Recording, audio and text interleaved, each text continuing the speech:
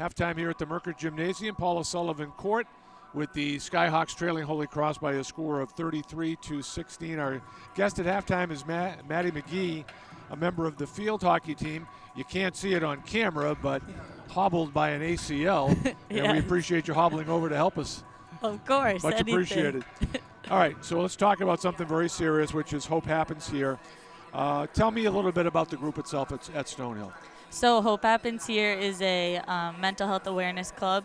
It started out focused primarily on student athletes, and it still has that like impact with like the Hope Happens Here games and things like that. But we also like have widened our club to all like students, not just student athletes. So we've included other like initiatives now, like we're starting the Green Bandana Project, which will be for all students, where they can learn how to be like a support like system, and then they'll put a green bandana on their backpack so that if anyone in need sees a green bandana, then they know they can go up to that person and ask them. Oh, that's great. That's a great. Now, where did that idea come from? Who initiated that? That's just a great idea. So our club co-presidents and then our board, Andrea Cardona and Emerson Kelter, so they have partnered with the Green Bandana Project, which is like a nationwide initiative that is coming more to college campuses. Where did the idea come from, which is so good, to expand it beyond athletes? So we actually became a SGA associated club this year, and just felt like the impact would be greater if we widen it to all students, especially right now with like college students having a lot of difficulty, especially around like finals, things like that. It's like much more needed for everyone than just isolating it solely to student athletes, which is still a big issue right now of student athlete mental health. So we still try to, do a lot of events specifically for athletes, like injured athlete support groups, or we'll have speakers come in to talk about eating disorders with athletics and things like that, and we'll do like our mental awareness games like these. How does a person get involved if they wanted to on campus? So they can come to a table at any of our events, or they can reach out to SGA. I'm sure SGA can put them in contact with us, and or they can email Andrea Cardona or Emerson Kelter. It's just such a great program. When you look at the 4 years that a student would go through here at Stonehill, is there one time of the year or time in their career where maybe that type of a service is more needed? I think definitely we've noticed, especially like freshman year, you're adjusting to this new life, this new culture. You might be away from home.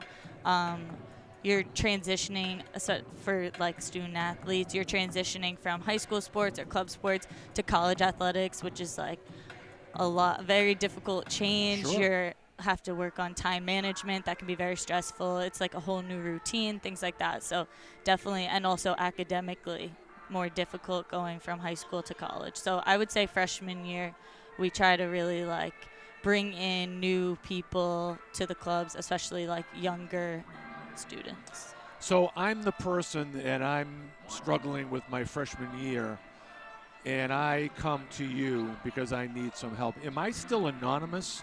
Do I have to let everybody know who I am to be received by your organization?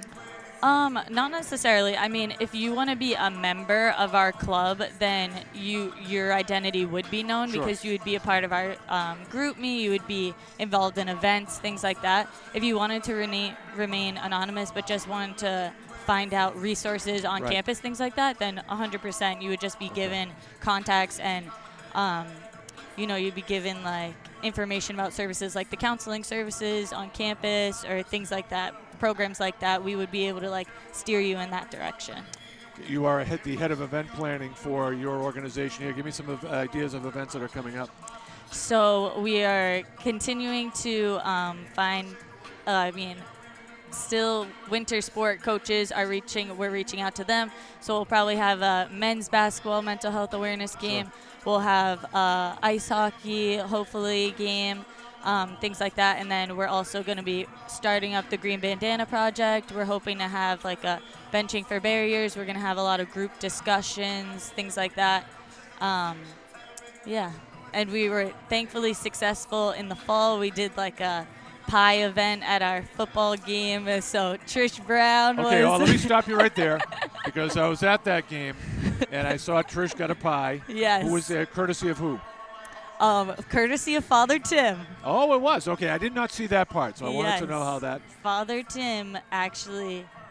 Yeah. Yes, Father Tim also got a pie to the face, which was amazing. Yeah, we had great faculty participate in that. So anyone got to put in a raffle ticket, and if their raffle ticket got picked, then they got to pie that faculty member, and it was just a great event. So if you're interested next year, if they do the program, you want to I'll be a spectator. Thank you for asking. You are majoring in special education and psychology, and this is the part that I think people forget about. We talk to the athletes here, of course, in other sports, but you've still got a full list of classes and then you're also getting involved in Hope Happens here. That's what is impressive and amazing to me all at the same time, that you can carry that kind of a load and still be able to volunteer your time to help others. Yes, I think that it really helps that the clubs are very much like there's different board members for different, responsibilities and things like that. So no one feels too overwhelmed, like taking over too much. Obviously, the co-presidents have a larger role in it, but knowing that you can rely on someone else if you need. You have classmates to help you. I have teammates that can help me if I need help. Other club members, things like that. And you started all 46 games over your career in field hockey, cut short by an ACL injury. Yes. Favorite moment from field hockey in your 4 years here?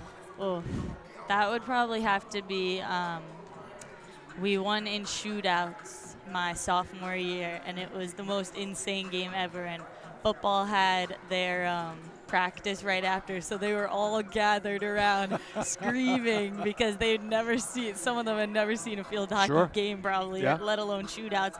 And the environment was awesome. It was a night game. I think it was against St. Anselm or someone like that, and it was awesome.